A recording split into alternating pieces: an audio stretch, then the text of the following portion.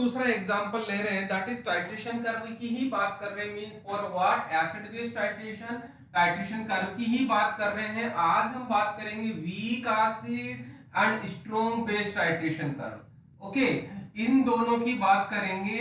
तो देखना यहाँ पे मैंने एग्जांपल लिया है वीक एसिड का acetic acid and strong base का NaOH। ओके, तो हम इन दोनों की रिएक्शन ले रहे हैं। यहाँ पे आपको ध्यान देना है, यहाँ पे जो ब्यूरेट में हमने, इसको हम ब्यूरेट बोल रहे हैं, ब्यूरेट में हम क्या कर रहे हैं, ब्यूरेट में हम NaOH ले रहे हैं जिसको हम एज ए टाइट्रेंट बोलते हैं। और यहाँ पे हमने क्या बोला है, कॉनिकल बोला है, कॉनिकल फ्लास्क। कॉनिकल फ्लास्क में हमने एनालाइट लिया है। एनालाइट का मतलब यहाँ पे एसिटिक एसिड है। ओके, क्योंकि यहाँ पे हम एसिड बेस टाइट्रेशन कर रहे हैं, एसिड बेस टाइट्रेशन कर रहे हैं। ओके, एसिड बेस टाइट्रेशन में देखना, अब हम धीरे धीरे, अब सिंपल सा आप यहाँ पे इस सिचुएशन को इमेजिन करेंगे तो आपको शायद समझ में आ जाएगा। मैंने अभी तक पहली सिचुएशन बता रहा हूँ। पहली सिचुएशन ये है, देखना मैं क्या लिख रहा हूँ, reaction oblique condition in analyte solution. Analyte solution का मतलब this is the analyte solution. Okay, analyte solution.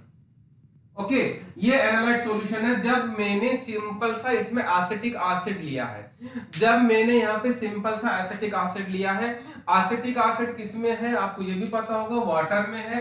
तो इनिशियल कंडीशन पे, मतलब यहाँ पे मैं लिखूंगा no addition, no addition of NaOH। ये आपको ध्यान रखना, यहाँ पे हमने अभी तक एडिशन नहीं किया है।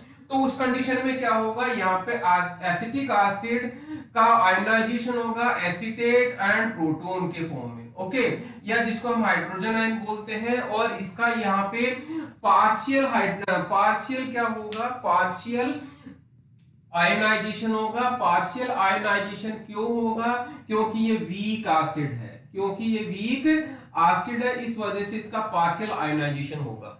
क्लियर है? इसका मतलब पार्शियल आयनाइजेशन होगा तो समझना, पार्शियल आयनाइजेशन होने की वजह से ये वीक एसिड है, पार्शियल आयनाइजेशन होने की वजह से ये वीक एसिड है। इसीलिए ध्यान देना, यहाँ पे हम ये 0 रख रहे हैं, 0 यहाँ पे वॉल्यूम हो गया और इधर 0 pH हो गया। ठीक है, तो यहाँ pH करीबन 3 और यूं कहूंगा 4 के आसपास pH रहती है। यदि आपने ध्यान दिया हो तो हमने स्ट्रॉन्ग एसिड और स्ट्रॉन्ग बेस में जो हमने ग्राफ स्टार्ट किया था, लगभग यहाँ 1 या 2 0 के आसपास हमने स्टार्ट किया था। यहाँ पे ग्राफ स्टार्ट करने का मतलब, यहाँ पे इसका मतलब ये है, सिंपल सा ये है कि यहाँ इसका मतलब ये वीक एसिड है, वीक एसिड है, जिसकी वजह से pH थोड़ा ऊपर रहेगा स्ट्रॉन्ग की कंपैरिजन में। क्यों? क्योंकि उसका कंप्लीट आयनाइजेशन नहीं होता। ये समझ में आ जाना चाहिए कि ये हम यहाँ से शुरू क्यों कर रहे हैं, यहाँ से नीचे से क्यों नहीं कर रहे, because of weak acid. Clear?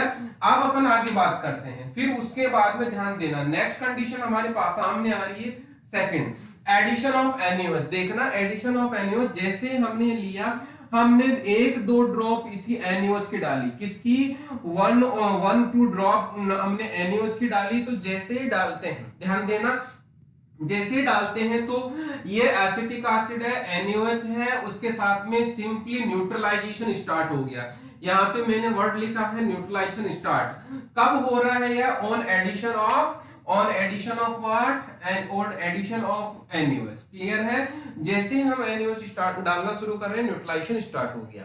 अब थर्ड स्टेज पे आना, आप थर्ड स्टेज पे हम उस स्टेज की बात कर रहे हैं at equivalence point. Equivalence point का मतलब यहाँ पे हम धीरे धीरे डालते लेके आ गए, उस सिचुएशन की बात कर रहे हैं जब HCl का जब एसिटिक एसिड का कंप्लीट NaOH के साथ में न्यूट्रलाइजेशन हो जाता है। तो वही सेम रिएक्शन हो रही है, जस्ट मैंने लिखा है एसिटिक एसिड NaOH, और ये आपका सोडियम एसीटेट बन जाता है, सोडियम एसीटेट, और ये sodium acetate as a salt form में रहता है, वाटर बन गया। तो यहाँ पे कंप्लीट न्यूट्रलाइजेशन हो गया ऑफ एसिटिक एसिड, जो क्या था, वीक एसिड था, वीक एसिड था, जिसका कंप्लीट न्यूट्रलाइजेशन हो गया है। और कब? जब NaOH हो गया, मींस यहाँ पे हम डालते डालते लेके आगे धीरे धीरे बढ़ा, और जैसे यहाँ पे हमने लास्ट ड्रॉप डाली, इमीडिएटली उस न्यूट्रलाइजेशन कर्व को वो क्रॉस कर रहा है। जैसे हमने लास्ट ड्रॉप डाली इमीडिएटली वो न्यूट्रलाइजेशन लाइन को क्रॉस कर रहा है और यहाँ पे पीएच आ गई। क्लियर, मतलब न्यूट्रलाइजेशन को इमीडिएटली क्रॉस किया, कुछ अमाउंट या कुछ पार्टिकल्स या कुछ एक्सेस अमाउंट में मैं कहूंगा 0.001 ml या मिली ml व्हाटएवर जो भी एनिमल वो थोड़ा सा एक्स्ट्रा डल गया, जिसकी वजह से ये पीएच इक्विवेलेंस पॉइंट के ऊपर की तरफ चला जाता है। मींस फोर्थ सिचुएशन आ गई।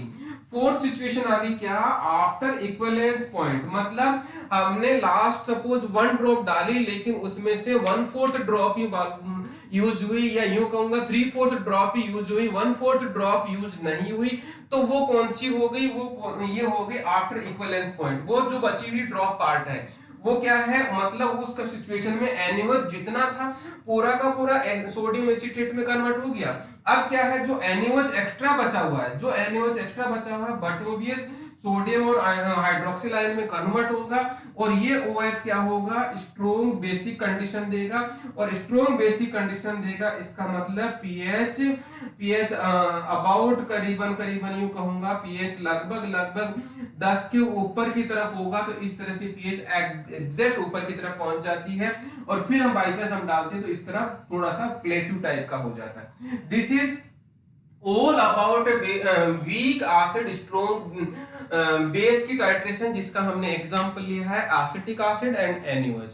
ये ग्राफ आपको प्रेजेंटेशन करना है और इसी तरह से आपको ग्राफ ये डायग्राम भी बनाना है यदि क्वेश्चन एग्जाम में आता है। क्यों, क्योंकि यहाँ आप NaOH ऊपर ले रहे हैं और एसिटिक एसिड नीचे ले रहे हैं एज ए एनालाइट, तब आपका ग्राफ ये होगा। यदि हम यहाँ पे मैं सिचुएशन चेंज कर रहा हूं, यदि मैं एसिटिक एसिड ऊपर लूं और NaOH नीचे लूं तो आपका ग्राफ जस्ट रिवर्स हो जाता है।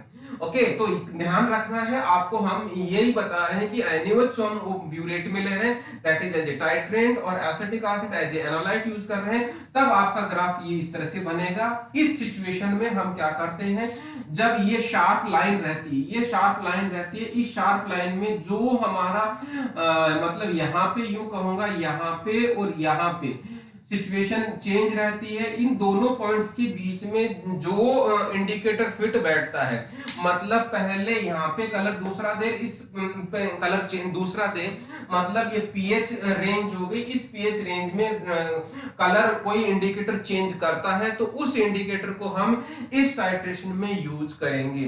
This is all about weak acid strong base titration और टाइट्रेशन कर्व।